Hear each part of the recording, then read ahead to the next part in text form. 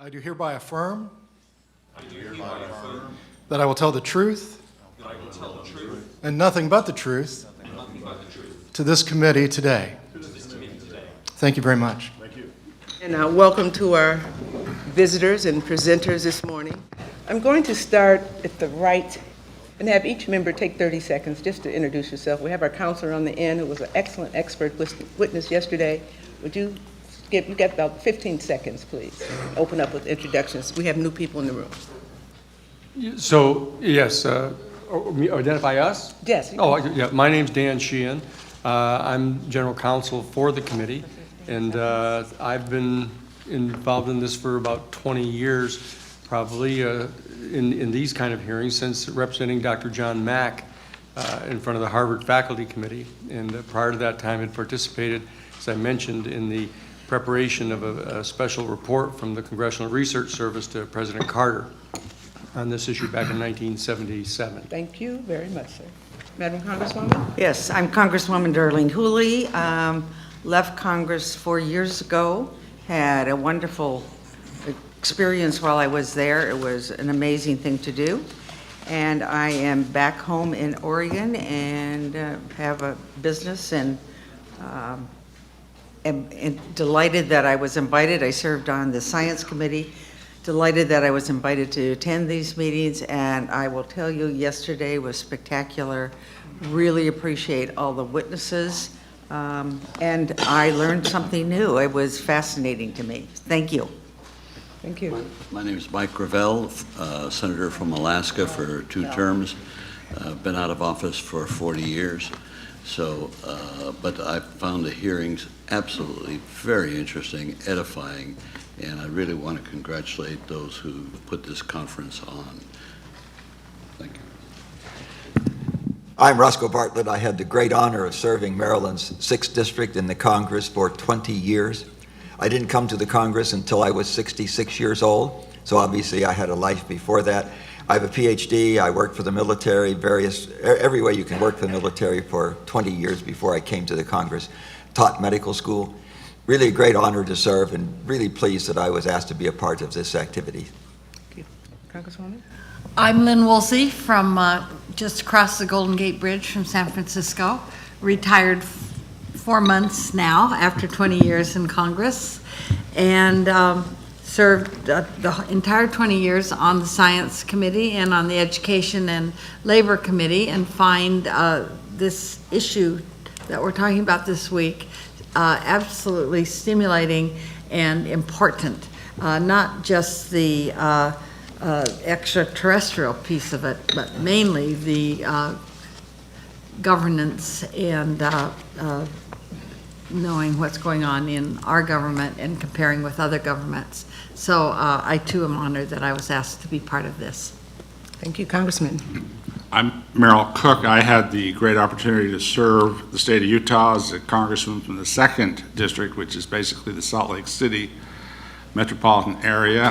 Among other committees, I was pleased to serve on the Science, the Space Subcommittee, and the Aviation Subcommittee. Thank you. Need no introduction on the end, Mr. Bookman? I'm Dr. Joseph Bookman. I hold a PhD from Indiana University. I ran for Congress in 2008 as a Libertarian. I'm currently the chair of the Libertarian Party's Platform Committee, and I serve as a researcher for the Paradigm Research Group. Funny, I like you. Thank you. And I'm Congresswoman Carolyn Kilpatrick, 14 years in the House of Representatives, 12 on the Appropriations Committee, first African-American woman to serve on the Defense Appropriations Committee, which was a thrill, and served on the Air Force Academy Board for 5 or 6 years in that time. So you have here over 80 years of service and public service and giving, and I want to tell you, to a person, some of the best. So again, to commend staff for putting this together. I know you guys have been in it 30, 40, 50, 60 years and up. We're neophytes, and we're here to learn and to hopefully take back something so that we can move forward like the rest of the world on this topic. Welcome. Okay, Mr. Pope, thank you. Thank you, Madam Chair, fellow committee members.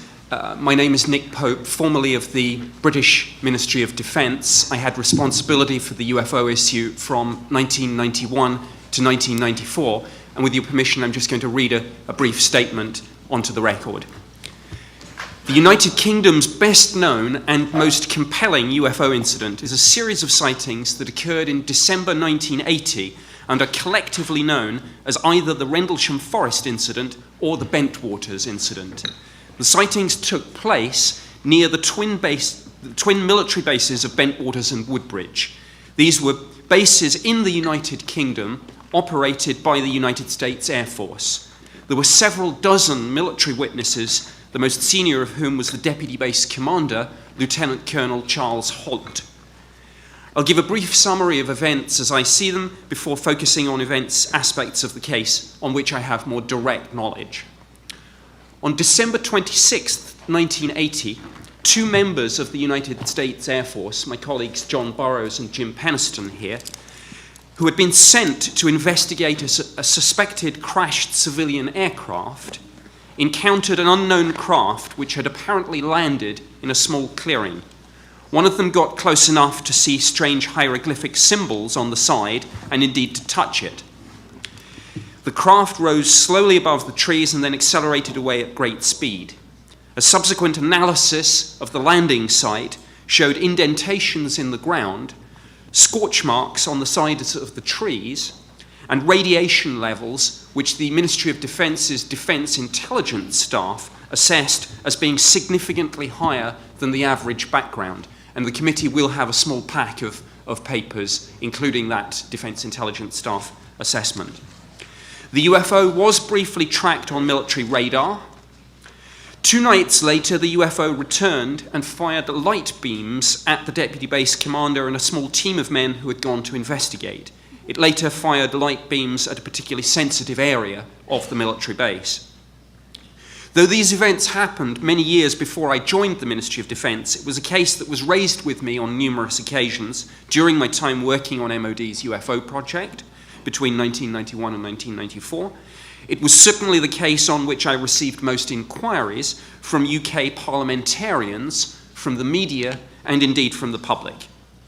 So as to be able to better respond to these questions, I not only read all the relevant papers on the case, but also launched a retrospective review of the incident, something akin to what the police would call a cold case review. Subsequent to this, I've met in a private capacity most of the witnesses to this incident. Investigations by the United Kingdom were inconclusive. I do not know the results of the US investigations because, as the MOD documents released under the UK's Freedom of Information Act show, some evidence was removed by the US authorities without informing the British government. Specifically, the MOD case file reveals, and the committee members will have this document too, that shortly after the incident, General Gabriel visited the twin bases of Bentwaters and Woodbridge, was briefed on the incident, and took various items relating to the investigation back to his headquarters in Ramstein, Germany. At the time, General Gabriel held the post of Commander-in-Chief, United States Air Force in Europe. The MOD document concerned, though carefully worded, leaves little doubt that the UK authorities were less than pleased with evidence being removed in this way, with the MOD not being informed at the time, and not, so far as I'm aware, being briefed subsequently on the conclusions of whatever United States Air Force and or Department of Defense investigation followed General Gabriel's visit. My cold case review showed that General Gabriel's removal of the evidence was one of a number of factors that adversely affected the contemporaneous investigation. A combination of confusion over jurisdiction, i.e. between the UK and the US authorities, delay, and poor information sharing fatally undermined the original investigation.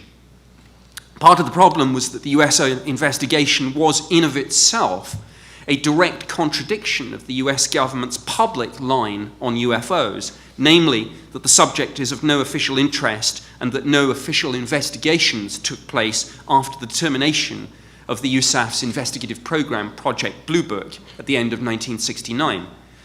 This clearly put senior United States Air Force officers in an extremely difficult position, and it was clear to me that the US authorities wished to hand the investigation off to the British, while the Ministry of Defense was equally keen to see the Americans take the lead.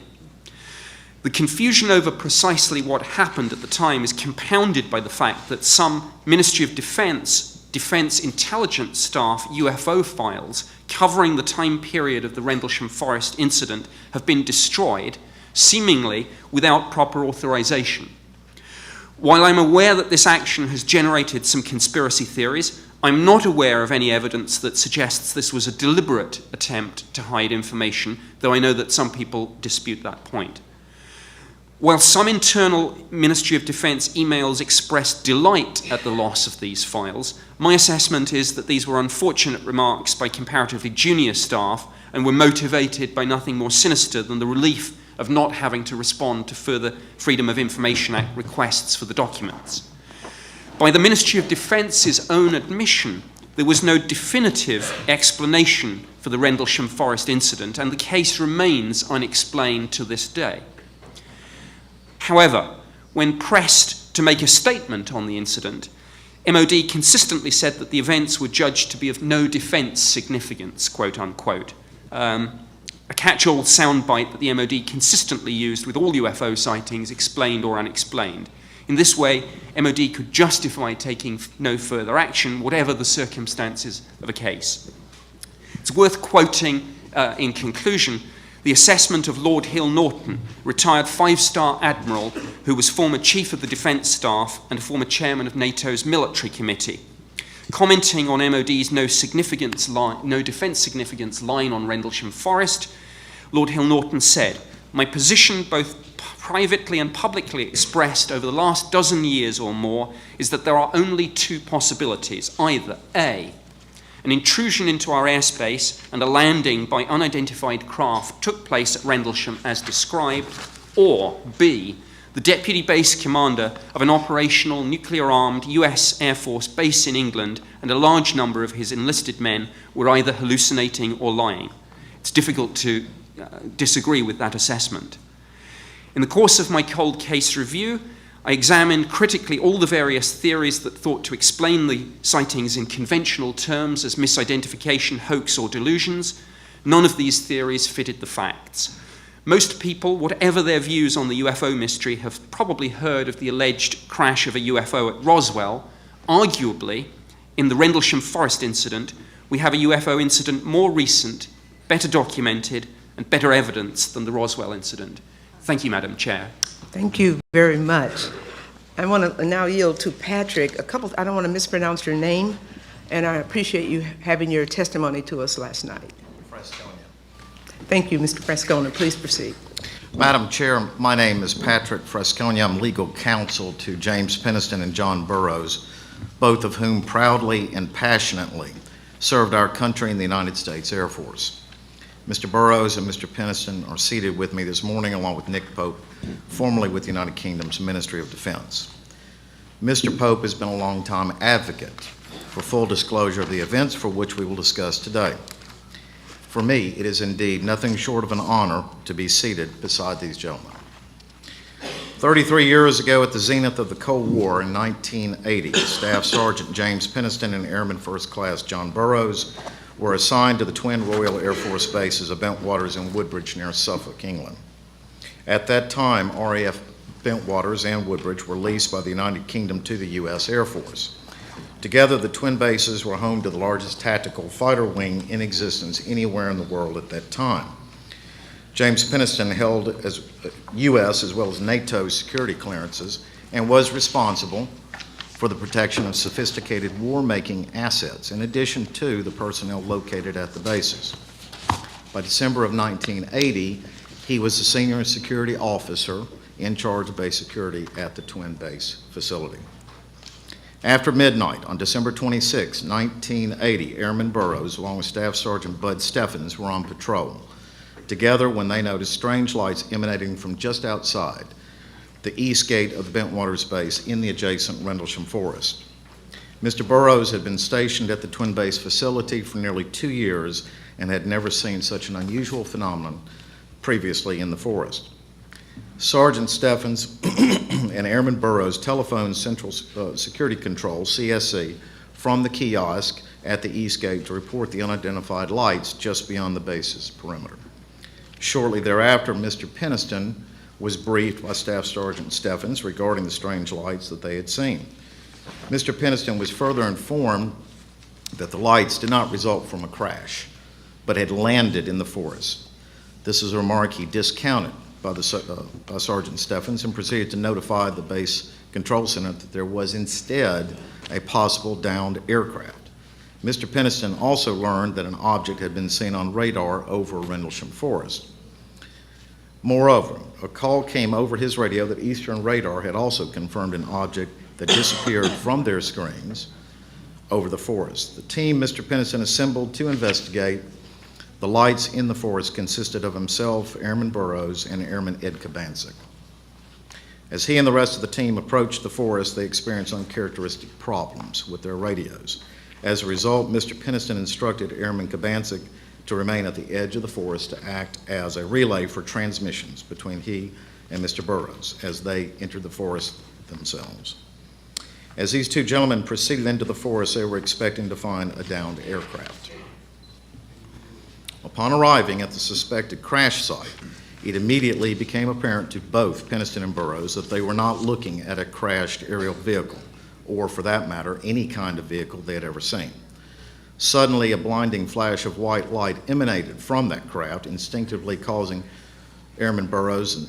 Peniston and Burrows to drop to the ground. As both men returned to their feet, they witnessed a triangular craft approximately 9 feet long by 6.5 feet wide at rest in a small clearing in the forest. Also observed were blue and yellow lights swirling around the exterior skin of the craft as if they were part of the craft's skin itself. The air in the vicinity of the craft felt electrically charged and was in fact so full of static electricity they could feel it all over their clothes, skin, and throughout their hair. Nothing, absolutely nothing in the military training of these men had prepared them for this encounter. After perhaps 10 minutes had passed without any recognizable aggression displayed by the craft, Mr. Peniston concluded there was no threat to either himself or Mr. Burrows and the rest of his response team, or more importantly, to the Bentwaters base itself. Consequently, he commenced a thorough on-site inspection of the craft in accordance with the usual security protocols. His inspection of the craft included photographs, notebook entries, and radio contact with Airman Kabancic for relay back to the Bentwaters Control Center. Mr. Peniston noted a row of symbols, which was 2.5 feet long and about 3 inches in height, on one side of the craft. The symbols Mr. Peniston saw were pictorial and hieroglyphic-like in design, the largest one being a triangle which was centered in the middle of others. All of the symbols were etched into the skin of the craft, which was itself warm to the touch and smooth as glass. Approximately 45 minutes after arriving on scene with the craft, it rapidly began to brighten. In response, both Peniston and Burrows took defensive positions away from it and watched as the craft became airborne without generating any air or sound disturbance. The craft maneuvered through the trees as it ascended skyward, then streaked away at an unbelievable rate of speed. In fact, Mr. Peniston described the craft's departure speed in his field notes as impossible.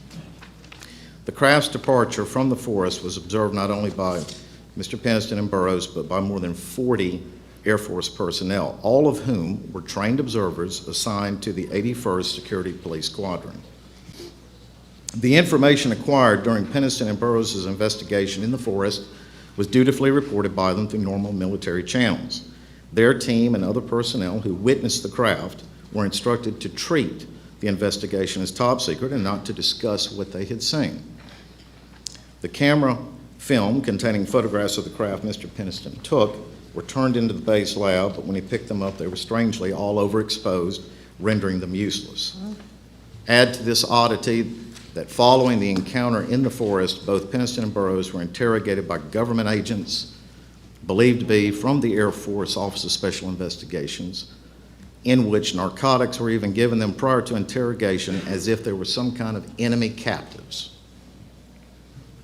The previous description of the encounter Jim Peniston and John Burrows had in Rendlesham Forest in late December of 1980 was not solitary. John Burroughs would join Colonel Charles Halt on another investigation into the forest 2 nights subsequent, when an illuminated craft moved silently through the forest before becoming multiple aerial objects overhead. Colonel Halt generated an official Air Force memorandum, commonly referred to as the Halt Memo, in which he memorializes this event.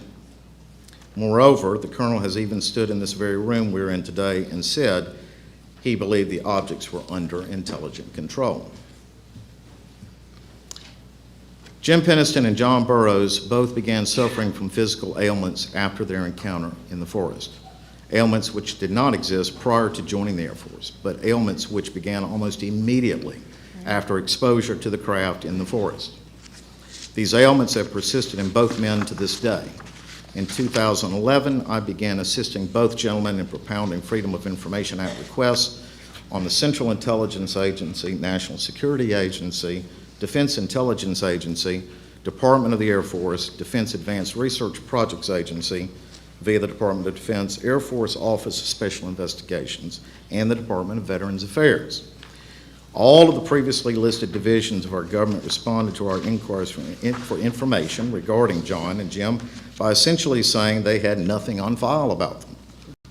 The one exception is the CIA's response, which was the most frustrating of them all, by their stating that they could neither confirm nor deny the existence or non-existence of records responsive to our request.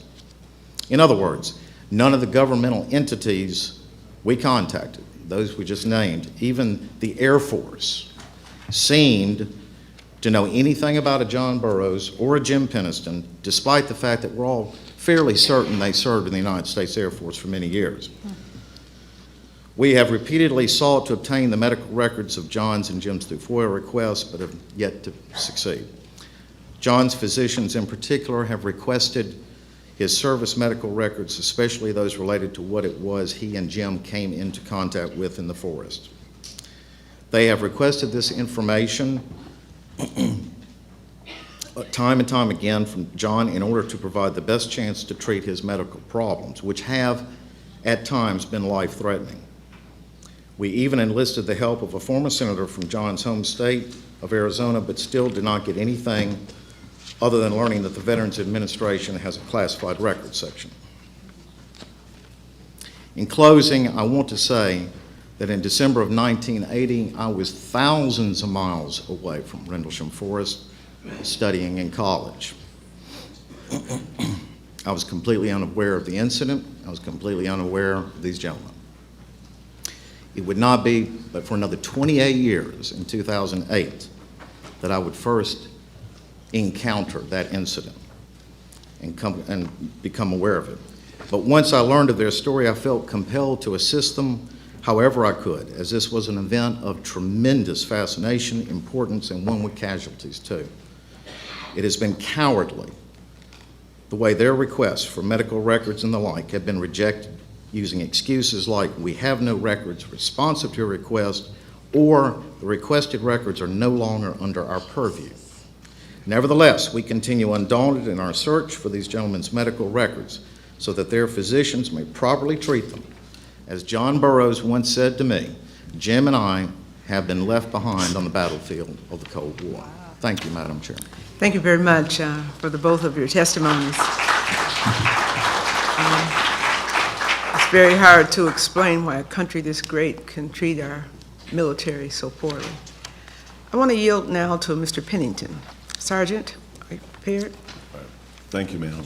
I appreciate that all of you here today, and I look forward to your questions, and I'll try to answer them as honestly as I can.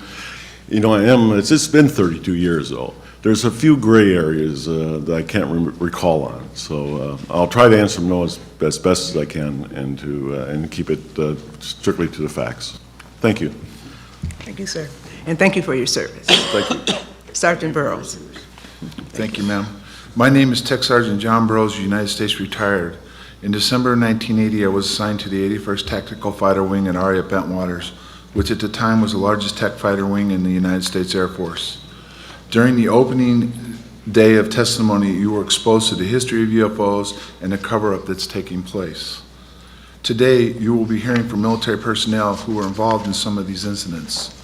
One of the factors that I feel is being overlooked is the human toll that takes place with the witnesses that are involved in these incidents. Our job was to investigate and report back on what we observed. What we were not prepared for is what happened to us afterwards. In our case, we were not only let down by our chain of command, but there's also evidence showing that we were brought in and interrogated by OSI and other agencies. What you're about to hear is what happened to us in the forest, the investigation that took place afterwards, and the evidence showing our incident is still classified 32 years later. Thank you. Were there other witnesses of this craft, other than the two of you? Yes, on the first night, there was a security flight that was working, and then also a law enforcement flight that was working, and that totaled somewhere between 40 and 60 people. It varied. It was over the Christmas holidays. Plus, we had a number of civilian witnesses that came forward later on. Were there any but you two who were close to the craft and saw it on the ground, or did the others simply see it leaving and coming? On Bentwater's, all right, the bases are two bases that are geographically separated by 3 miles of Rendlesham forest. The main operating base is on Bentwater's. That's where all the control centers are.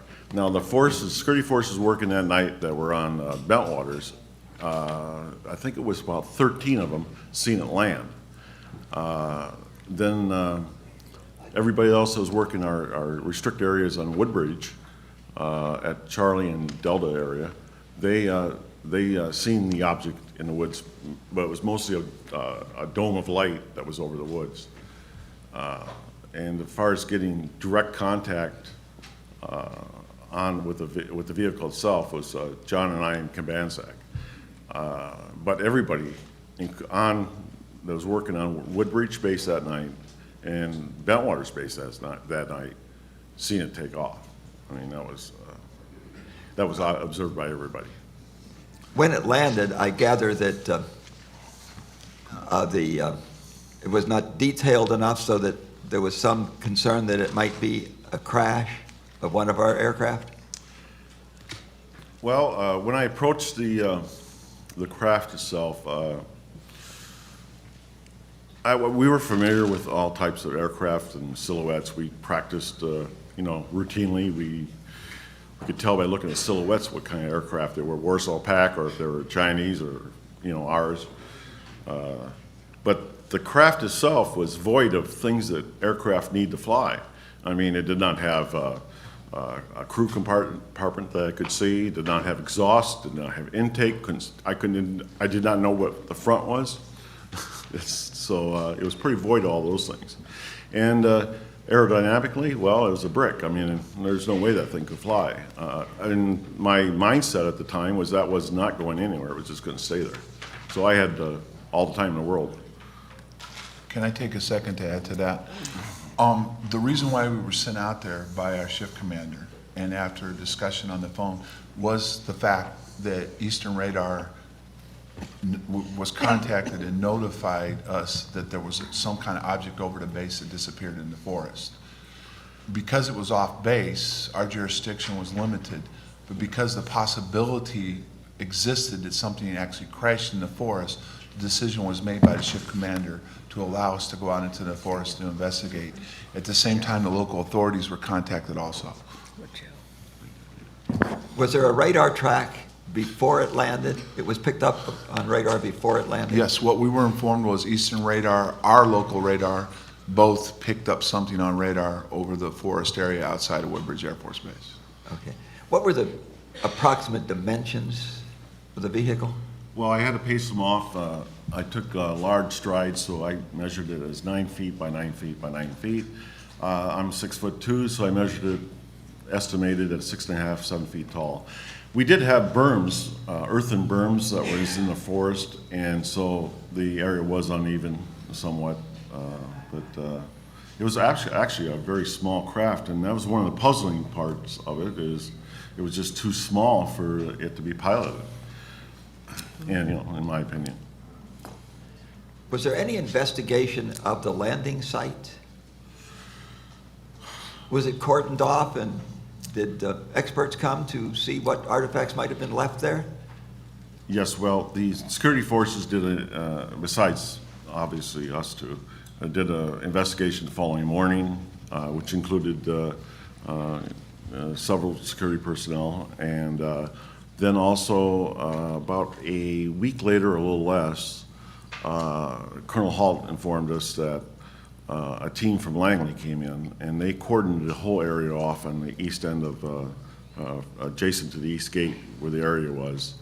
And they provided their own entry control, and they wouldn't allow us in the area. And they were there for a few days and then left, packed up and left. The documentation relative to this, is it now existing, or has it been lost, destroyed? May I take that, please? Yes, sir. Yes, the British government's file on this incident has been declassified and released under the UK Freedom of Information Act. And you should all have in front of you Colonel Halt's initial memo to the Ministry of Defence, which certainly mentions the radiation readings that were taken at the landing site by a number of people, including the disaster preparedness officer, Munro Neville's, who did the assessment. You should also have in your pack a British government document, again released under the Freedom of Information Act in the UK, which is the Defence Intelligence Staff assessment of those radiation levels that were reported to us. And you'll see that that document suggests that the readings were about 7 times higher. Please. Thank you. Thank you. Continue. Those who debunk the whole UFO thing, what do they do with this incident? How do they explain it away? I mean, it was real, you saw it, it was tracked on radar. How do they explain it away? We believe the cover-up started within 24 hours after the incident. There was an individual set downtown and made contact with some of the local, what they call reporters and investigators that were involved in UFOs, and it was spread around that there was some kind of alien contact in the forest. Also, what went on after that was there was a debunker that came forward and tried to explain it away as either Colonel Halt who was a combat controller prior to becoming, command officer, that he was either fooled by stars, planets, or the local lighthouse. Well, how did they explain the radar track? It's just like all the other documents that we present. They just try to downplay what we have. And not talk about it. Or not talk about it. Yeah, I've had a very long time curiosity and interest in this, and my major concern has been, what do you do with those sightings that were accompanied by a radar track? You can have searchlights off of clouds, and they can appear to move very, very rapidly, and the eyes can be fooled. But when you have both visual sightings, several people seeing it, and picked up on radar, you can't just wish that went away. And I'm just curious how they deal with those number of incidents that have both visual sightings and a radar track, and in this case, a landing. And am I to understand that there are few existing records, that the records from this incident, like those from Roswell, are gone? Some of the paperwork has survived, but to answer the specific question about how governments deal with UFOs that are simultaneously tracked on radar, in my experience at the Ministry of Defence, the issue is decoupled. In other words, the Ministry of Defence will then say, when responding to questions, radar is not an exact science, and anomalous returns can arise through faults or through meteorological effects. So the governments will typically downplay the radar in that way, and then, as I say, decouple it from the eyewitness testimony as if they were two separate issues. That is true. You can have spurious results, but when that is accompanied by visual sightings, doesn't it give that some credibility to the radar track? It does, yes, sir. But that's simply how the Ministry of Defence would downplay that issue. Officially in Britain, is this handled the same way it is in our country, just denial that it exists? The Ministry of Defence UFO project was based very much on the United States Air Force program, Project Blue Book. right from the terms of reference through to the investigative methodology. And yes, very much the conclusion was we accept that people do see strange things that can't always be explained, but we do not believe these things to be of any defense interest or significance. That was the party line. You know, a few of these, one here and one there, and it's easy to accept that that might be just hallucination or something. But when there are so many different places over so many years, doesn't it become pretty much obligatory that that you recognize that something's there? I agree, and indeed that's one of the reasons why I continue to speak out on this issue. Unfortunately, the Ministry of Defence's UFO project was the victim of defense cuts in 2009 and has now gone the same way as the USAF program, Project Blue Book. Yeah, I think that that this attempt to cover up, and clearly there is that attempt to cover up, reflects an attitude on leadership about the general public that I have a lot of trouble with. That somehow the general public is not able to cope with something like this, that they have to be protected, that they would panic, that they're too dumb to understand, or something like that. I just don't think that this is the way that our general public ought to be viewed. If it's out there, if it's real, we have a right to know. And the government which covers it up, if they can cover that up and make assumptions about what I ought to know, what I ought not to know, that gives me a lot of concern. Thank you very much for your testimony. Thank you. I know, Ms. Sergeant Burroughs, you had something you wanted to add there? No, ma'am. You're fine. Thank you, Congressman. Congresswoman Hooley, please. All right, thank you very much. Thank you all for being on this panel. And Sergeant Peniston and Sergeant Burroughs, thank you for hanging in here. This has been a lot of years you've carried this around with you. What are you doing now? Not this minute, what in life? I know. Okay, I got that. No, we're in the process of making this a historical document. We're writing a book, the three of us together, to put this out. And I recently, I was a human resource director for a county government for 20 years. Actually, I've been out of service, retired now for 20 years this year. So. And in your record, Sergeant Burroughs, what are you doing now? Yes, ma'am. I retired from the Air Force in 2006, and I took a couple civilian jobs and also was a basketball coach.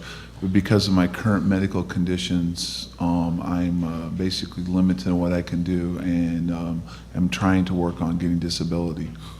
So, your current medical situations, both of you. So, are you getting treated by the Veterans Administration for this your illnesses? Barely. Okay, they have addressed a few issues, like with the inner ear problems of balance issues. See, one of the problems is initially we were supposed to treat it as top secret, and which we did. I followed orders.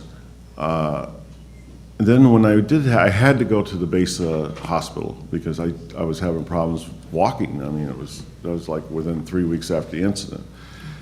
So here I am with a dilemma. Do I violate orders and tell them, because they asked me, and he says, have you been exposed to radiation recently?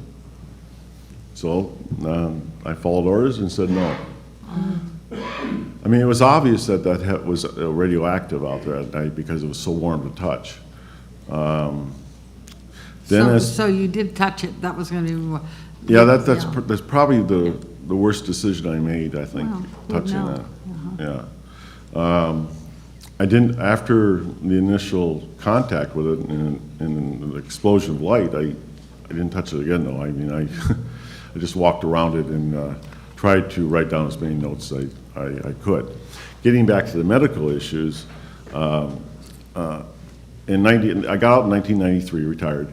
In early 1994, I went to, I was just having terrible time sleeping.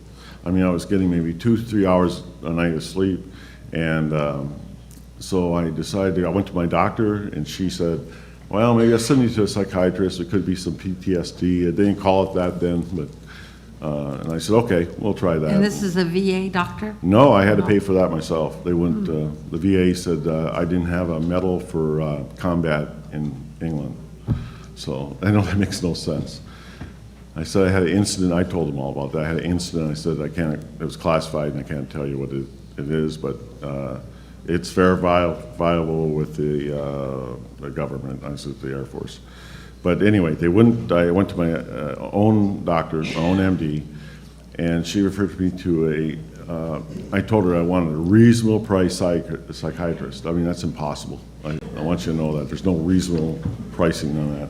So I go there, and after a couple of visits, she says, you know what I'd like to do? Because I think she was thinking like, maybe you're abused when you were a child or something like that. I don't know. Who knows? And she said, I'd like to do some hypnosis with you and transregional hypnosis, and we'll try it out. She says, I'm going to tape it because that's what I use for notes. So I said, okay. And she says, you'll remember nothing. I'll make sure that you don't remember anything from it. And she said, we'll get you sleeping all night. I said, great. And then I come out of the hypnosis. It was like 2 hours. And she's like, she looked like, I don't know, her mouth is down at the bottom of the table. Mm-hmm. And she says, tell me about RAF Woodbridge. And I said, wow. I said, I think it's classified. I don't know. And they said, and I remembered when I got out, that was a specific question I asked about it being classified. And they come back with some weird answer. The Pentagon, the information office said that nothing classified happened at Bentwater, so therefore nothing is classified for you to worry about, which is so ridiculous of an answer from the Pentagon. I mean, what they should have said is the incident is classified, and then that means I can't talk about it. But that wouldn't mean you couldn't be treated, because you could Right. talk in Right. generalities. Yes, I've been That's right. exposed to radiation. So, I did have another question. Did you want me to answer? Yeah, I want you, yes, Okay. please, Mr. Burrows. For me, shortly after the incident happened, I started not feeling well. At one point, my gums turned white. A couple, 3 months later, while home on leave, I became very ill and went into the emergency room. Okay, the doctor there listened to my chest and came back and says, well, what does the Air Force say about heart murmurs? And I looked at him and I says, I don't have a heart murmur. I just shortly joined the Air Force, and my physical said I had a clean bill of health. And one of the other interesting things to note about a heart murmur is you're not allowed to enter the United States Air Force if you have a heart murmur. Of course not. It's against regulations. So at that point, I wasn't sure how or why I got it. And the other question was, later on when I had vision problems, was from the doctor down at Wilford Hall, was, have you ever been exposed to radiation? Again, did not relate back at that point to the time in the fields at Rendlesham Forest. 3 years ago, I got really sick one day. I went into the urgent care thinking I had bronchitis. They put me on an EKG machine and they rushed me to the hospital. I was an AFib, congestive heart failure. At that point, they did a bunch of tests in the hospital. They shocked my heart back into regular rhythm, but none of the tests were conclusive on why I would have AFib or congestive heart failure. I was released, followed up with my civilian doctor, and eventually the insurance company blocked any more tests because there was nothing showing why I could have any of those incidents. I was a non-smoker as far as cigarettes. I didn't drink alcohol. Everything was clear in my arteries and everything else, and my doctor was perplexed. My heart did rebound, and I went back to a normal life. 8 months later, I walked into the emergency room, and my heart fracture rate was down to 10%. I was the walking dead. They transferred me immediately down to a heart hospital in Phoenix, Arizona.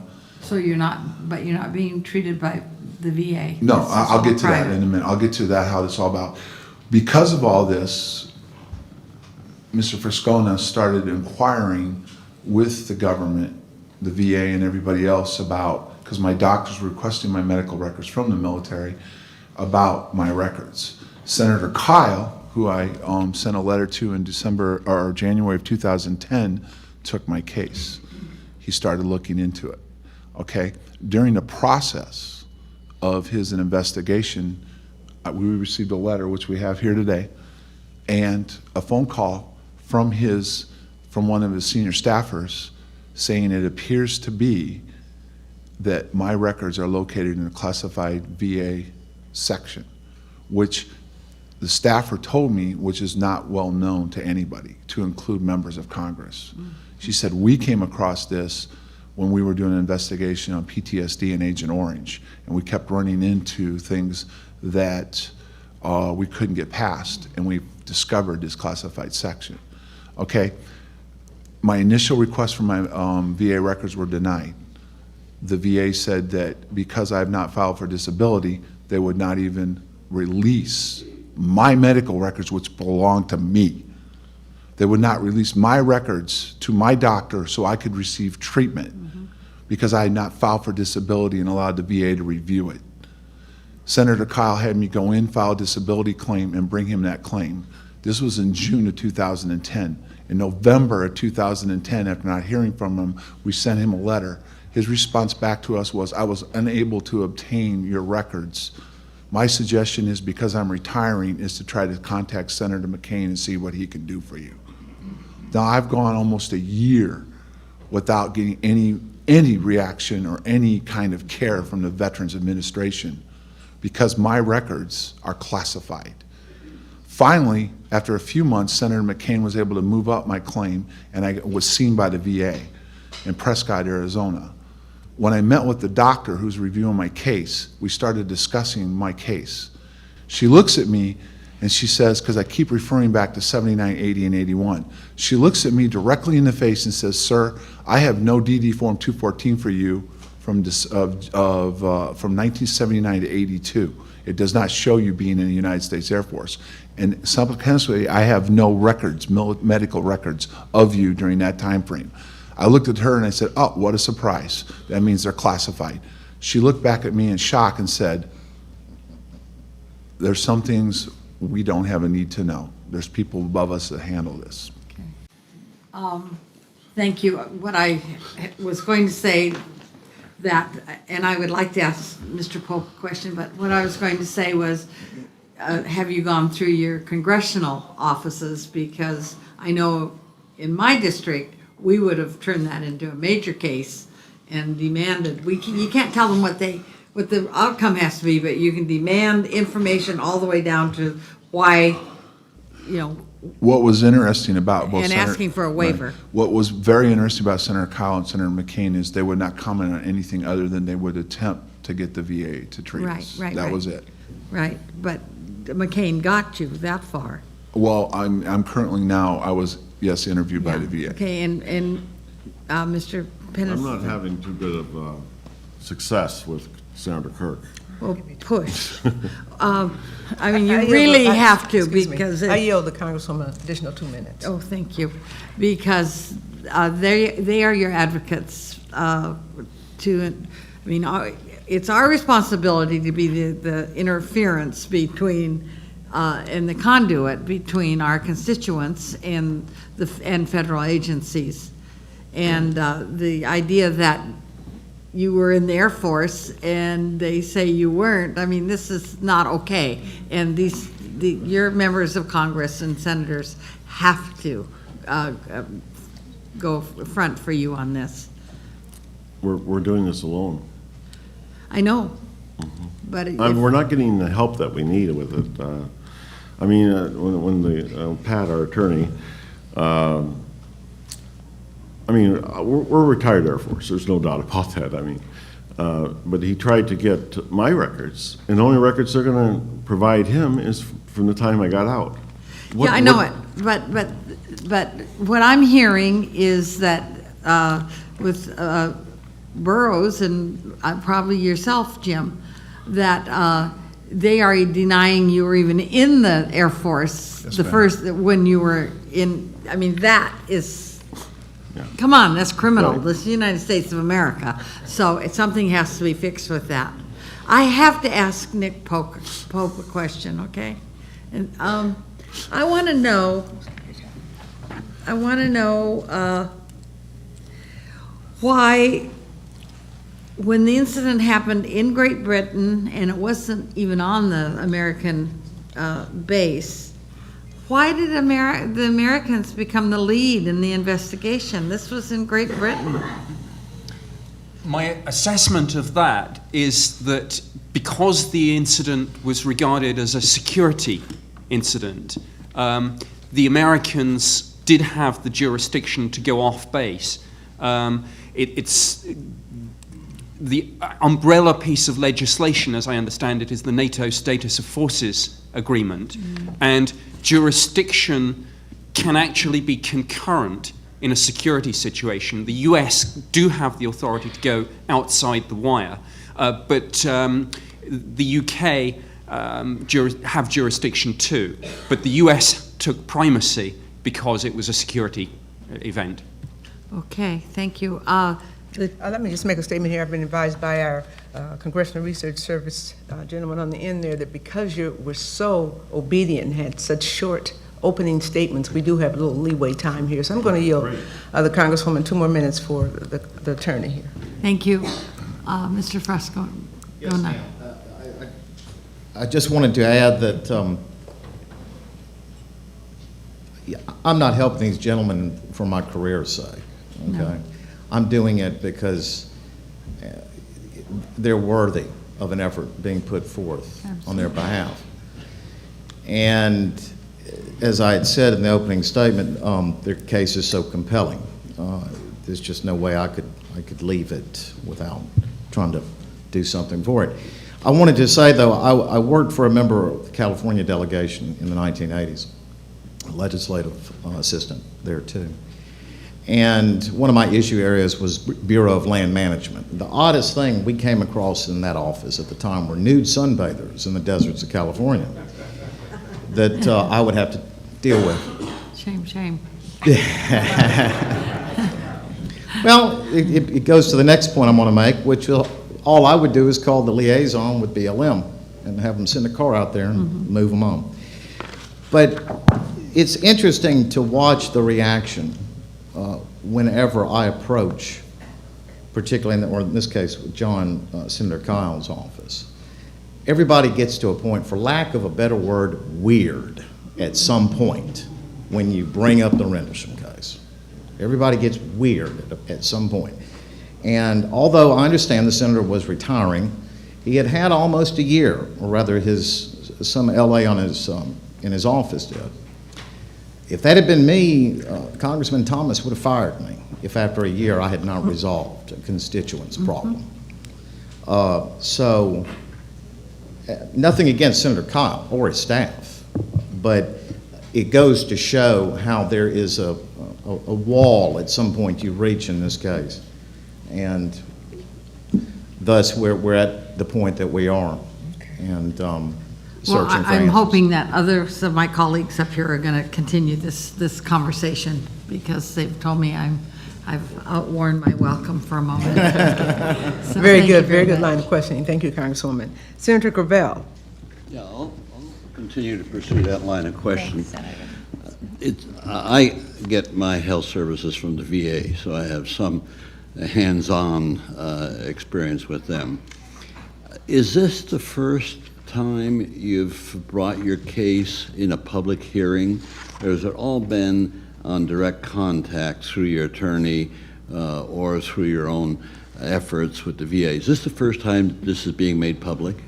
Yes, sir. What we were trying to do is work within the system, which has failed us so far, and trying to get some kind of, care and results on what's going on. And like Mr. Frescone said, every time we reach a certain point, we get stonewalled. So at this point, we felt it was time to make it public. Let me just give you a little bit of advice. You know, God helps those who help themselves. And so you've got to be a lot more aggressive. When the political system that you interfaced with, not even got to the VA yet, was not responsive with any immediacy, and this is what Carolyn, Congresswoman, was referring to, is that you know, it's a given on our side in our activities that when you have a case that just cries out for attention, you just put the muscle on it and you make sure that there's an intelligent response. And so I'm somewhat horrified to just hear your story because you know, we're dealing with bureaucracies, and bureaucracies are human beings, and some human beings are responsive and some are not. And you clearly have run into a series of bad luck of those who aren't responsive. The classification problem stymies me, that they would classify your records or not acknowledge that you had served. You have a discharge document, right? Okay, so that proves that you were somewhere for some period of time. And so I just really want to say that get back on this. Obviously there'll be some attention as a product of this hearing, but I think that you want to get back to your congressional persons and really be aggressive. This is just unfair. This is just gross incompetence and negligence on the part of the government, and you're the victims of this. And my wife and I, whenever I go to a doctor or I bring my wife along, you need an advocacy. You need somebody to stick on top of the issues, and not just because you're somewhat of in a bad situation when you're in front of a doctor. You're just giving them the information. Well, sometimes they're competent, sometimes they don't care. I had a doctor in the VA, and you know, she told me I really wasn't ill, you know, and I was wasting her time. There's more important people to see that are ill. Well, I made a complaint right to the top at that VA hospital, and I want a new doctor, period. And the new doctor I got was a sympathetic, caring person, and helped me a great deal. So you've got to take that responsibility on yourselves. And that's the best advice I can give you is be aggressive. Don't put up with this crap from a bureaucracy that's unresponsive. And whether it's a congressional area that's unresponsive or the VA that's unresponsive, you know, here again, squeaky wheel gets the grease. And so you've just got to do that, and you got to take somebody with you to act as an advocate when during examination, because you can't remember everything that they're saying to you. Let me ask, can you share with us a little bit more, first Jim yourself, the physical problem that you're experiencing? Well, like I said earlier, it started out with the inner ear problem. Eventually, which affects your balance and right. But you know, if you're in have that condition long enough, you end up compensating quite a bit. You can do those things. They eventually did say it was Meniere's disease on separation when they did do that, and I can get treated for that, which I do get medicine for that. But approximately 2 years after the incident, I mean, I got violently sick, and I got put in the hospital. Apparently I had my heart infection, and it was heart-related, and I've never had anything like that before. And I almost died. It was a touch-and-go situation, and I, anyway, pulled through it, and I like to have those records. Why would that happen? And everything they come up with, they always ask. Are these records VA now or private records? Well, these are U.S. Air Force. Okay. You know, when I was in. When you were in service? Sure, they're active duty, yes. In your VA records right now, is it on a computer? In other words, are you in the system at this point? Yes, I'm in the system for the Meniere's part. The other stuff, they won't treat. But everything should be in the computer. In other words, it's a history. That, and the Congress has appropriated a lot of money to get this done. Well, if the gentleman will yield to me 1 minute. I sure would. It's my understanding that they started from a certain point and went forward. They have these guys' records in a box somewhere, or in a file cabinet or something. And they intend to bring it all up to date, but I would guess that they're not for back then, when they don't even acknowledge they were in the Air Force, that it's in the computer. How old are you? I'm 58. Okay, so I'm old enough that I bounce one from the other. If I'm not happy, I'll go to Medicare or VA, preferably VA. And your age? 52, sir. Okay, you both got a little bit of time to wait. But in your case, there's no record at all of you in the VA system? Okay, two things happened with Senator Kyle. Number one, when he initially requested my records, they didn't exist. They weren't where they were supposed to be. And after a second letter was sent, and it was interesting the way the St. Louis treated him. They told him they'd try to look into it for him.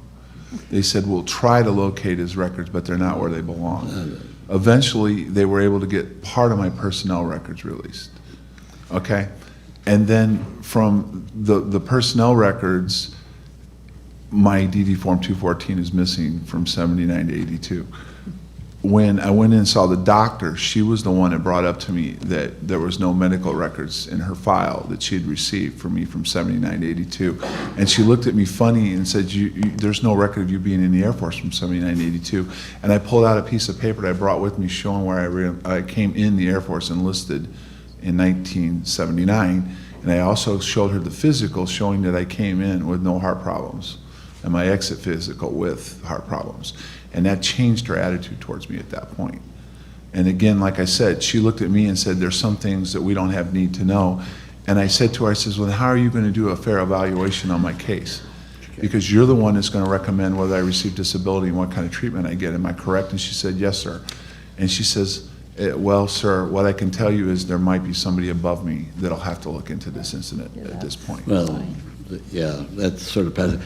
I hate to admit this as a former senator, but my experience generally has been that you get better casework from the House member than you do from the senator. This is true. And I hate to admit that, but that's a Well, fact. can I bring up a point? I didn't, because I didn't want to insult you. Sir, can I bring up a point, though? The reason why we contacted Senator Kyle was his vast experience in helping veterans.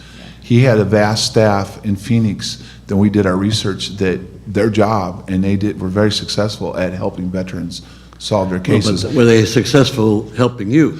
No, sir, they weren't, and she was very frustrated. That's my case right there. Right. She was very frustrated with me. When I met face-to-face with her, she told me, you're probably never going to know what happened to you, but hopefully we can at least get you some care. That's what the aide told me. They've got to learn what happened to you, because you can't go to a doctor and have a mystery or have a void, because they can't practice medicine that way.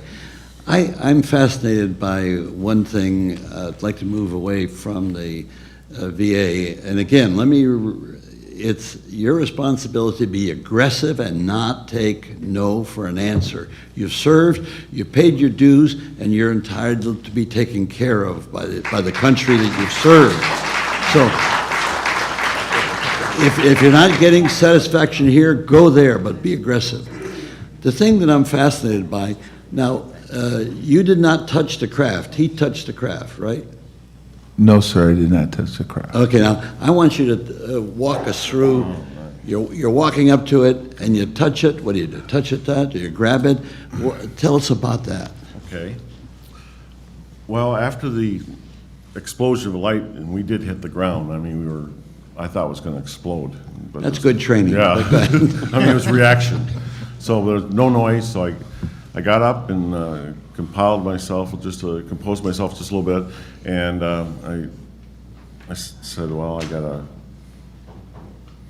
do what I'm supposed to do. I need to investigate and get as much information as I can and report it back to someone of a higher pay grade, can make a decision on this. I felt since there was no reaction from it at the beginning, it was non-hostile. I mean, it didn't look like it was going to go anywhere. It looked like it was fixed. It's going to stay there. So I started doing the walk around 360 of the object, and as I came around, I seen there was an inscription on the front, and I was actually relieved. I thought it was going to say United States Air Force, NASA, some prototype. I was looking for that, and when I seen the glyphs, your imagination does. When I went into that forest, I never believed in UFOs, ET alien, and I still don't, by the way. This is what you saw, right? That's what I saw. So, I'm having a hard time rationalizing this because I really wanted it to be an aircraft crash too. I mean, there's all kinds of things I wanted it to be because it didn't look like an aircraft crash. I was just trying to make it an aircraft crash because we lost contact, prior 15 minutes. I said it gave us permission to go off. So I started walking around the craft and I seen the glyphs, and as I, ran my hand from the fabric of the craft, it was smooth to touch. You ran your hands along it? Yeah. I started feeling it, and I said, wow. Well, first thing I looked at was underneath it, because I said, how's this being fixed? I yield the gentleman an additional couple minutes. Fine, thank you. I'll take whatever I can get. I was wondering Just to conclude it. I was wondering how, sir, it was being, how it was sitting there in the forest. So there was light emanating from underneath it. So as I looked down, there was no landing gear, but it was up off the ground, maybe 2 feet. So here I am pushing the craft. It doesn't move, nothing. It's solid as can be. So I said, okay. So I start running my hand across. Was it humming when you tried to? There was complete silence. There was the air temperature at that time was about 32 degrees. When I touched the craft, it felt like metal, smooth metal, and I would say, and this is an estimate, guess. Do you have gloves on, or was it your own skin? No, it was my own skin. Anyway, I figured the temperature of it might have been 45, 50 degrees. Unbeknownst to me, it probably was radioactive, and that's probably why it was warm. I didn't realize that at the time, but and then as I walked around it, I knew it was nothing that we had, and it surely wasn't nothing the Russians had. And no, it was beyond our technology. Thank you very much. All I want to do is leave 2 words with you. Question authority. Just don't take. Thank you. Question authority. In the sergeant's defense, in the military, you just do what you're told and you do your job. So, yeah, I mean, all you all know that. So, and you're a senator. So that makes a difference. You get a little bit more out of that. But Well, no, your point. I know, we do have to do Let's that, bring it on particularly in later, today's but- world, for sure. But I walk in and I get good care as a human being. They don't know that. Oh, no, I don't believe that. Yeah, okay. Excuse me, Congresswoman Hooley. Thank you, Madam Chair. Thank you for taking your time to testify. I found it fascinating. When this aircraft landed, how long did it take for the public to find out that this object, this aircraft, this thing had landed? Some local people were aware of this incident almost immediately, and indeed there are a number of civilian witnesses who have gone on the record with that. The document that you'll have from the Deputy Base Commander, Lieutenant Colonel Charles Holt, was made public in 1983. Okay. But for many years, this was the only piece of paper that had been released in that way. But it was 1983 that it went public. And why was there, so it went public, but what, before that, was there any, did they try to cover up that this thing had landed? Yes, my understanding is that a number of local reporters and indeed a number of local investigators of strange phenomena were aware that something had happened, questioned aggressively. The base press office were told that nothing had occurred, and it was only when this document was released under the Freedom of Information Act that the authorities were forced to say, oh yes, we did have an incident, but even then it was downplayed. Okay. Were there other members of the military that were out there walking around the craft like you were? No, ma'am. I was the only one that walked around the craft. John was incapacitated at the time, so by whatever visual lighting that was causing him to be enveloped in it, he just recently came public with that.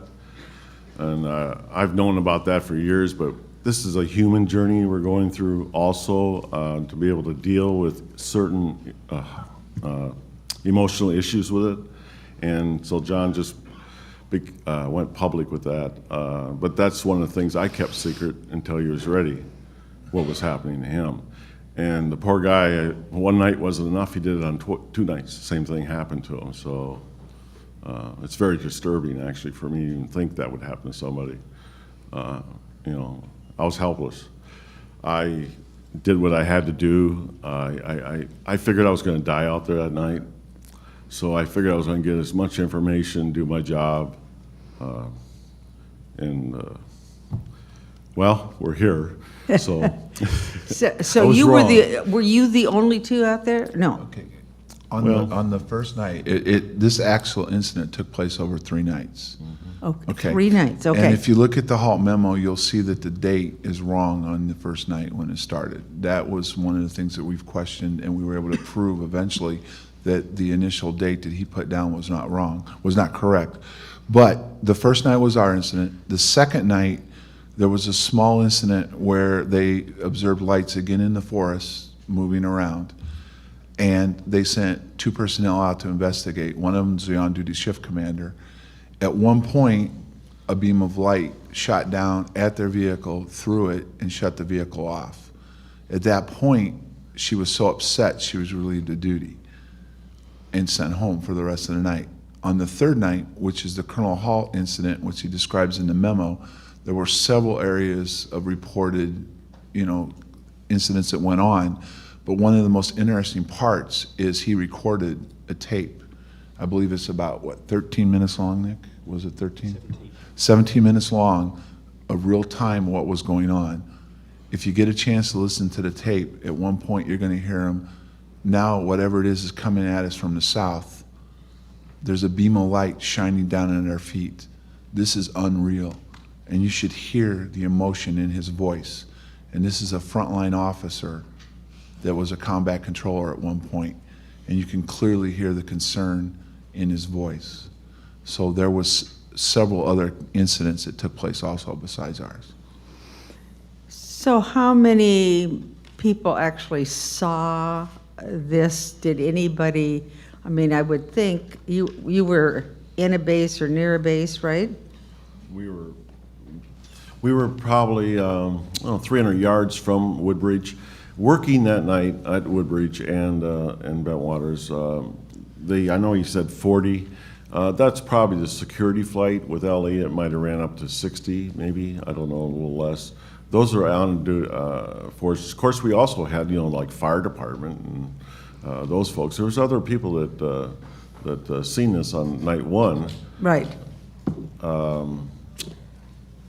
And then, of course, there was the civilian numbers that we found out later on. We didn't realize how many there were. We thought it was pretty isolated as far as anybody seeing it, but we were wrong about that too. Yeah, I would have thought that someone would have probably come out and recorded it and looked at it and taken film of it. Did any other people, touch it?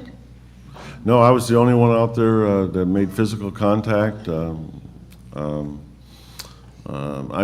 It's a hard question for me because John received contact too, but it wasn't, I don't believe, with a physical object. It was he was engulfed in a beam of light out there, and it also happened on the third night. I don't know why with him. that's even more fascinating why it would even happen twice. I mean, that's the unusual part of this. I mean, here you got a landing of craft of unknown origin. That's what I put in my report because I'm in the Air Force and that's what we do. We don't Right. use those other words. And then on the, 2 days later, it's back. And the base commander, deputy base commander, is going to put this to bed. He's going to debunk it. And his life changed too. So that's the way it came down and the way it worked. All we want is, incident happened, and we just want to be taken care of over it. And there's a lot of other veterans that were working that night. We also have access to about 240 of the other security policemen that were stationed at that twin bases there. And some of them have similar problems too. We'd like to, we're working for them too, not just ourselves. So Have you reconnected with some of the people that were there that night? right, Okay. right.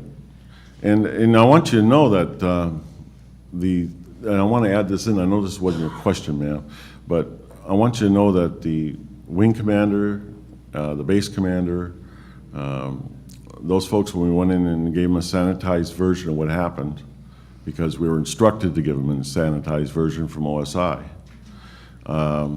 They never asked one question, the wing commander. It's like he knew everything was going on out there. And we found documents recently that show him why he reacted that way.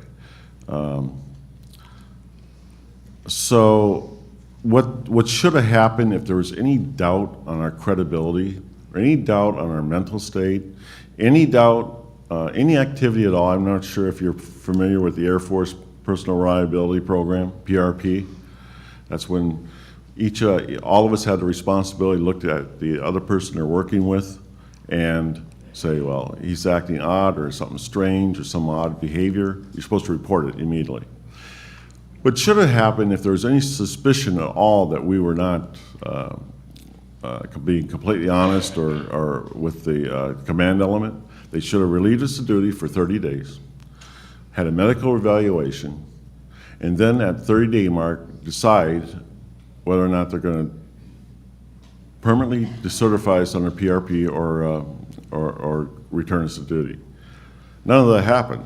It's because we went out and reported what we seen, they believed everything we said, and then to reinforce it, 3 nights later, Colonel Halt and his team go out, and when Colonel Halt called us in the office a few days later, like 5 days later, after the first night, I was so happy to hear him say that he had an experience out there and he was backing up what I was saying from the first night. I said, oh, good, it's off my shoulders. I got a Right. soon to be full colonel, taking responsibility, saying, okay, I'll take the fight from this point on. And he did, actually. Have you, in trying to get help through the military, has he collaborated? Has he been there for you? Yes, the end result's what we looked at, and he has done up a letter that said that we were out there at a certain time and what happened, and we encountered the craft of unknown origin. He says all this in the letter, or alludes to that. And he says that we were probably exposed to radiation, and this letter he did for us to go to the VA. So, we are being aggressive with it that way. I have no problem being aggressive. Good. You need to be aggressive. I'm a and retired fight it. sergeant. I have no problem doing that. Can Thank I bring you. up a point? Can I bring up a point, ma'am? Yes, please. Okay. You told us to be aggressive. Where was our chain of command when it came for them to be aggressive? After the incident happened, we were brought in and interrogated. They did nothing to stop that. They did nothing to step up and make sure that we were treated medically after the incident. Okay, the chain of command is clearly partly, or at least partly, being prohibited in what they need to do because this incident has been classified.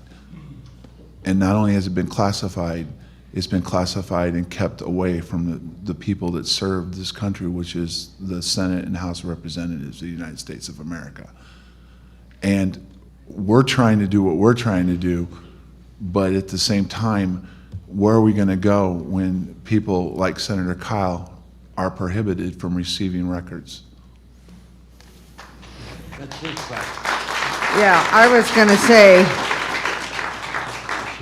You should respond. I Go mean. to a House member.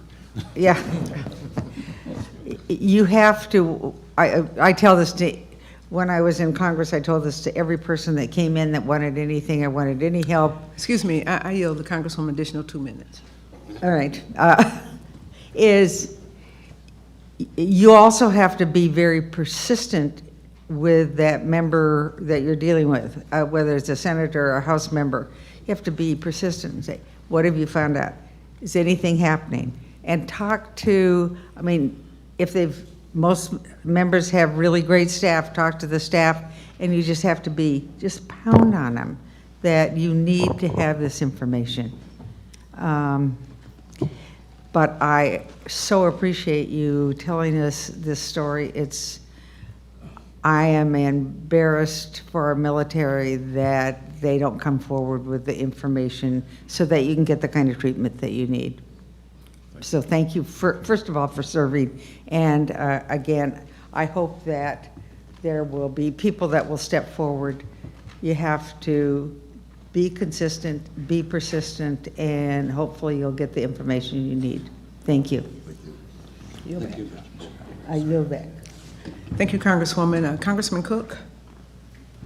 Yes, I want to say that for any open-minded Americans out there, no matter how skeptical, this is very interesting stuff we're hearing today, extremely interesting. And I'm surprised that not more Americans know about this Rendlesham Forest incident. I'd like to ask, and I want to commend both sergeants for their service to our country, and apologize for the United States government, even though I'm not in any official capacity at the moment, for withholding important information. But let me start, Sergeant Burroughs, by asking you enlisted in the Air Force when you were, or in the year 1979, I think you said. Yes, sir, 1979. Okay, and how old were you at the time? I would have been 18 years old. Okay, and how old were you when you were made sergeant in the United States Air Force? I believe Do you I remember was 22 or 23 when I received my E4 status. I can't remember exactly. Okay, so that would have been about 1982, 83? 82 or 83, if I'm correct. Okay, after the Rendlesham Forest incident? Yes, sir. Okay. And I know that Nick Pope has indicated, or no, excuse me, Mr. Francona, your attorney has indicated that the very first sighting was with Sergeant Steffens and yourself. Yes, sir. Sergeant Steffens and I were on routine law enforcement patrol when we were down checking the East Gate, and we observed what was going on in the forest. Okay, and Sergeant Steffens went to Sergeant Peniston. Am I right on that? And Well, what happened was after we called it in, because he was the senior ranking individual, when Sergeant Peniston responded down to the gate, Sergeant Steffens briefed Sergeant Peniston on what was going on. Oh, I see, okay. And you went back, after Sergeant Peniston wanted to investigate after what he had heard, you accompanied him. Yes, a decision was made by the on-duty shift commander after consultation with the squadron commander that we would go out and investigate, and Sergeant Peniston formed a team. And what happened to Sergeant Steffens that night? Sergeant Steffens was visibly shaken by what he was seeing in the forest, and there was two reasons why he didn't go out there. Number one, if he would have went out there also, there would have been nobody. Well, you needed somebody on patrol, Yeah, right? not only on patrol, but somebody in charge, because he was the senior rank in security and Sergeant Steffens was senior rank in law enforcement, but also he really didn't want anything to do with it. Whatever he saw, what he was observing shook him up enough that he wanted to stay back and he did not want to go into the forest. And is he still alive? Do you know? We've had trouble tracking down some individuals, but I do believe he is still currently alive. Okay. Now, I'm particularly interested in in this classified record system of the Veterans Affairs Administration, because I can tell you, our staff, during my tenure in the Congress, spent a great deal of time with the Veterans Affairs Administration, and I have never heard of a classified section within Veterans Affairs. Could you tell me, as much as you know in that short period of time here, in about 1 minute, Yes, sir. what is a classified records sections, and how many classified records do you believe are in there after your experience in dealing with them? Okay, what was summarized, not only in the letter from Senator Kyle's office, which says, once your claim is being processed and is determined that needed records are classified, the request for those records can be made. What the staffer told me was that the VA has a section that they maintain records for certain operations, and didn't necessarily mean Rendlesham, but any type of military operations. It's classified. And it's up to the gaining command, Army, Air Force, or whatever, whether or not they will allow those records to be released to the VA so you can receive treatment. And she said she came across this recently in the past 2 or 3 years when she was same way, was being stymied on certain cases involving PTSD and Agent Orange, and that she made this available to us. And not only that, but the VA volunteered it again to her, saying that they would not even let her know if my records were classified or not until I filed a disability claim. Yeah, and in this question, I'm no way excusing a classified records section, especially with regards to medical records. I can't understand that when, as you say very correctly, Sergeant Burroughs, you are the owner of those medical records under the law of the United States. Even military laws, I understand it. And I'm not an expert on that, but that's the way I understand it. But as you found out about classified record sections, it's not just for people that have said, I mean, people that are in classified sections aren't just for members of the veterans that have maybe made statements, as you've made, about things you've seen that relate to unidentified flying objects. Am I correct? That is they talk correct. about Agent Orange. Yes, that is correct, sir. She said she became aware of it because of her work through with Senator Kyle for veterans and their assistance, and she specifically said it was for PTSD and Agent Orange that they came across this. And she also told me that very few members of Congress were aware of this. I'd like to hear from Sergeant Peniston on this question. If those records were handed to you today, what do you think would be on those records? Again, these would be records from the period, December of 1980 to, say, 82 or 83, or whenever you had those medical evaluations while you were in the Air Force. Yeah, there would be a paper trail of my increasing medical condition from the night of the incident, and it showed progressive issues, and that's what it would show.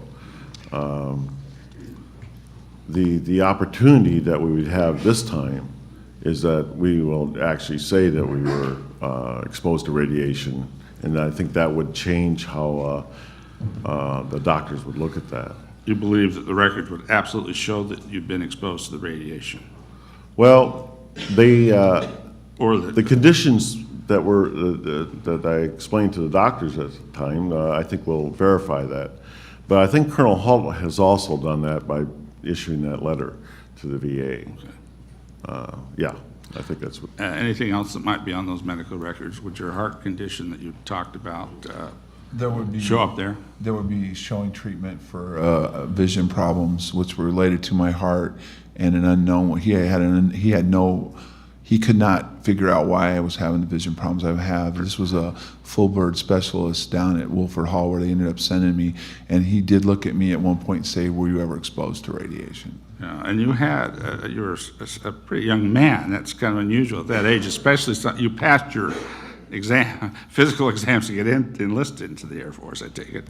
That's a pretty young age to be having heart difficulties, but you do believe those records would show that. I take your answer was yes. Yes, sir. The records was clearly established. I came in healthy, and shortly after the incident, I became ill.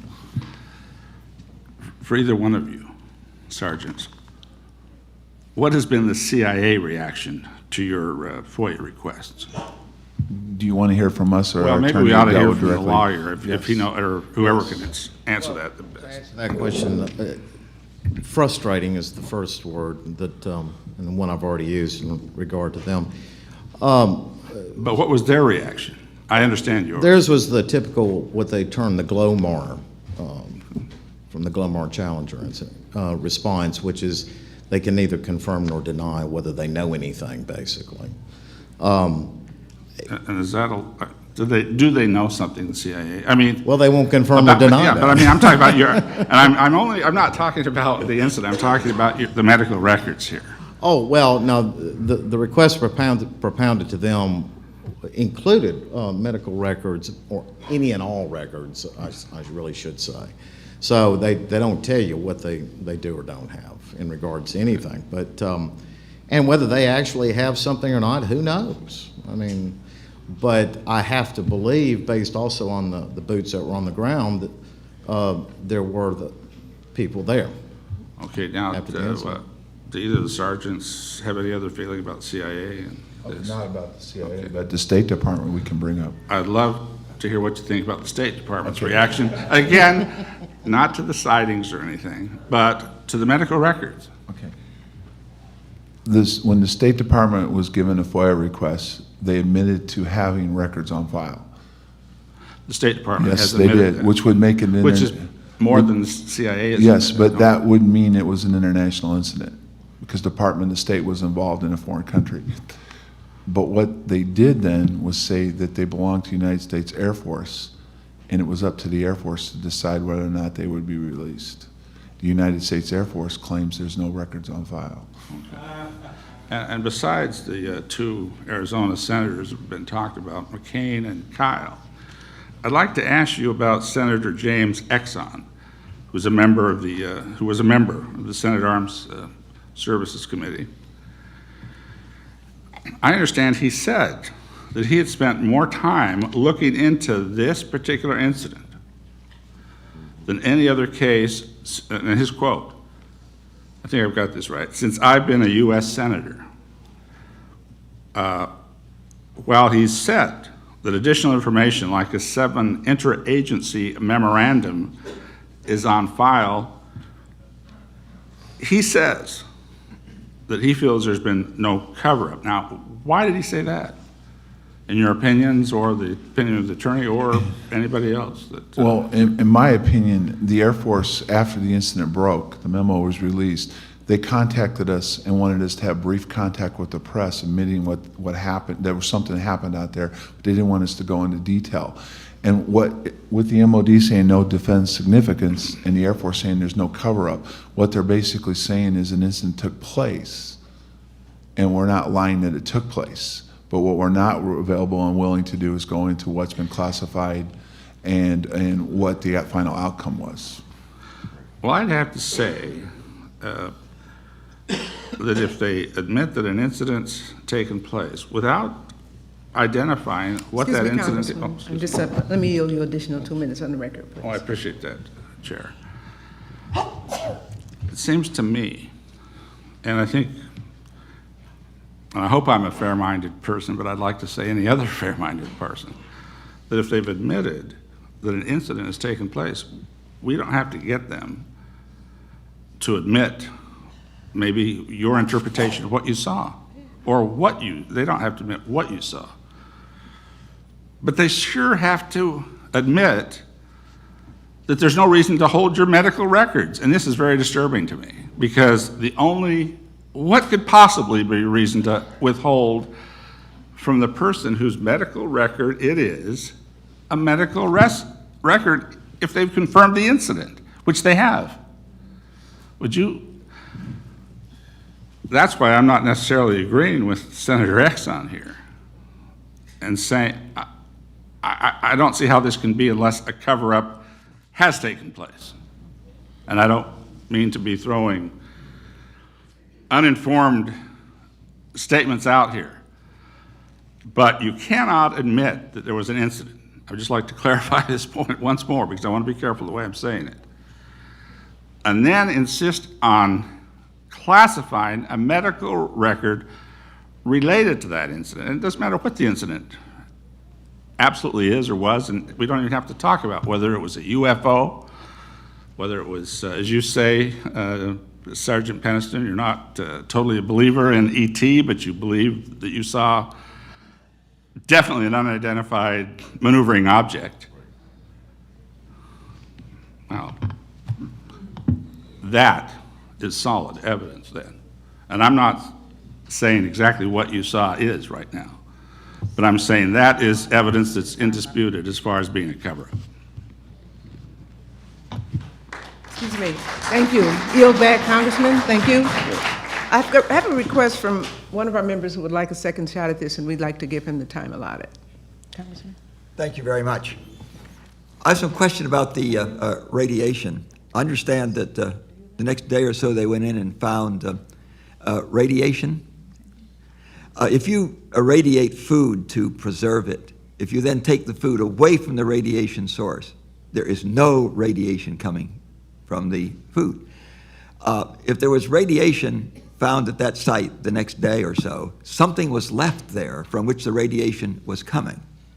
Radiation is like light beams. It's gone when you pull the source away. The radiation is gone. What was left there? Nick, go ahead.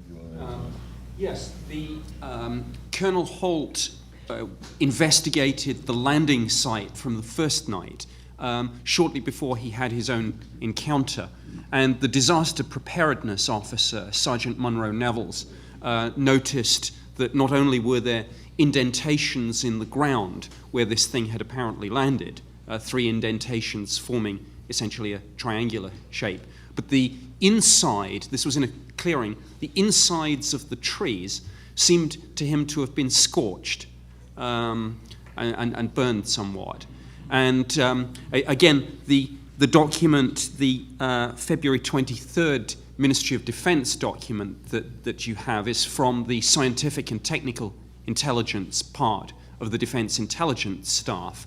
I'm not a scientist myself, so I can't speak to the technicalities of it, but clearly a number of people who looked at the landing site after Jim and John's account, it certainly got close to all this. And then this is again one of the reasons why this is of some concern. A number of these people have gone on the record, but a number have not, and may not even be aware that there are potential healthcare issues arising from the radiation.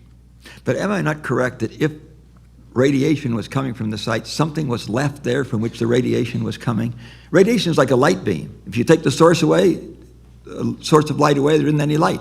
Take the source of radiation away, there isn't any radiation unless you leave something there that is irradiating. What was left there? Yeah, I don't know, sir. Okay, I'd be very curious what was left there that was radiating. You said that the trees were scorched, but when it took off, there was no heat. There was no backwash. And why would there be indentations in the soil? Because you saw it hovering. It wasn't even touching the soil. Well, that's the way it appeared, sir, be hovering.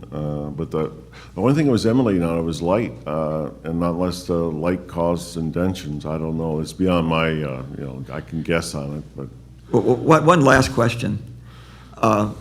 Sometimes we have things so difficult to deal with that we don't deal with them. They're locked away in our mind, and they're accessible only through hypnosis. Mm-hmm. You said that when you came out of the hypnotic state, that the hypnotist seemed somewhat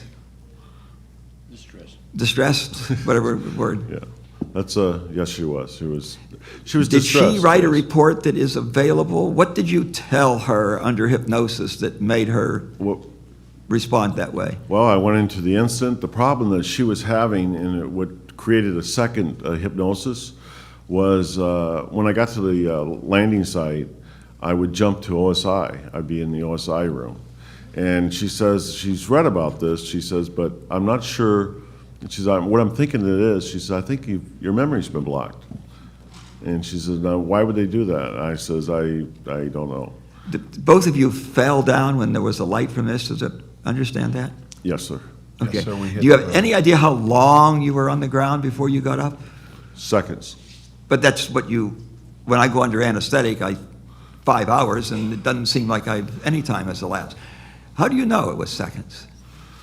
Well, there is a time distortion. I mean, that you can get with adrenaline and things like that. It can, more time can go by than actually that you realize. I understand that. The craft was on the ground 45 minutes. I mean, it's not like it was.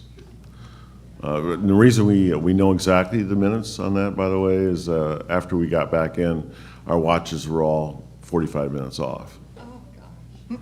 Your watches were 45 minutes off, so maybe you were unconscious for 45 minutes. I wasn't unconscious. I mean, But sir, if you become unconscious and become conscious again, you may have no sense of that. I can put a hood over your head and you will breathe nitrogen and you will become unconscious, and if I then give you oxygen, you will be conscious and you will have no knowledge that you were unconscious.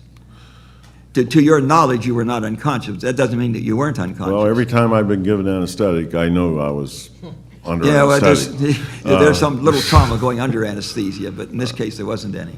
One interesting note was the shift commander confirmed they lost radio contact with us for over 45 minutes. Correct. Okay, but I'm very curious what that 45 minutes was. Maybe you were unconscious for 45 minutes. I have no idea. It's Yeah. possible. Thank you very much, Madam Chairman. You're very welcome. We're nearing our break, but I am going to allow Senator Gravel to have 2 minutes to comment to you, and then we'll have a break. You made a statement that there was another military personnel, female personnel, who drove up and her car or her vehicle was shut off, not by her, and how did she get out? And did she suffer any disabilities as a result of this? Two things that stand out with that. Now, at one point, her vehicle was shut down. She was relieved of duty. And in fact, she should have been the on-duty shift commander on the night of Colonel Hall's incident. She wasn't present. At our level, we would not have been briefed on what treatment she received or, what the final outcome was. But not only was her vehicle shut down, but on the third night, the light-offs and radios were malfunctioning. They couldn't even get the lights to come on out in the fields, which clearly points towards there was some kind of electrical interference. And this has been reported. Mr. Pope, is this part of the record that there was general shutdown of electrical service or energy service during this period of time? I can't recall, sir, whether the documents say that, but Colonel Holt and a number of the other people, but particularly Holt because he was the deputy base commander, has gone on the record and confirmed that. Yes, sir. Good. Thank you, Madam Chairman. You're very welcome. We now come to a 15-minute break time. Our witnesses will rejoin us, and I'm getting another note. Okay, that's Congressman? That's okay. Well, just for a moment, Congressman Cook has asked for an additional minute. Well, even just 30 seconds. I meant to ask you this earlier, Sergeant Burroughs. You indicated you were promoted to sergeant after this incident had occurred. Can you give us some indication of maybe the year or two after the incident occurred? Any thing you said? Clearly, they weren't denying you of being a member of the Air Force at that time. So I'm trying to just understand, did you were you being politically correct for a year or two, and then what I'm trying to understand is the timescale on when they started saying that you weren't even a member of the Air Force. Do you understand? Yes, sir. my That question? just came up on our inquiries that are going on now. That when I did get a little bit of my records released, there was no DD Form 214 in there, and also the fact that the doctor that was interviewing me that day said there was no record. Now, that doesn't mean that technically the Air Force is saying that I wasn't in. What they're trying to do is show that whatever part of the incident took place is classified and my records are in those files. And one other interesting note I want to bring up to you, a few years after the incident, I went down to Maxwell Air Force Base. And I went into you know how they keep the history of the wings in the base. I went in and requested the history of the wing, the 81st TAC Fighter Wing in 1980. When they gave me the files, December of 1980 was missing. It was pulled and was classified. And so maybe that's why you were promoted. I don't. Well, I don't know. I'm not making a statement here. I just Okay. wanted to get a We've got better a couple sense. announcements from Mr. Bookman before we go on recess, and we will be back in 15 minutes, and the same witnesses will see you at that time. Mr. Bookman.